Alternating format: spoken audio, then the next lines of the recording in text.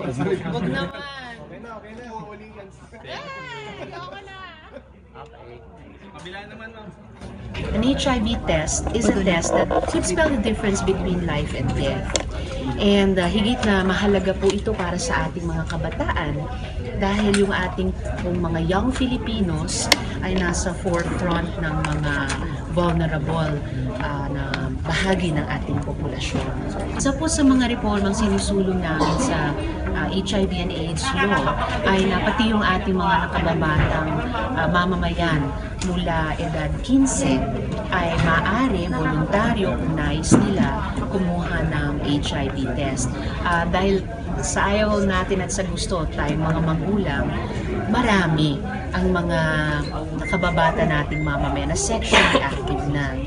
At dahil doon ay kailangan nila ng access sa mga serbisyo tulad nitong HIV test upang mag-develop ng mga health-seeking behaviors at manatiling malusog sa habang buhay nila. Sa kasalukuyan po, 18 po ang edad na pwedeng kumuha ng HIV test.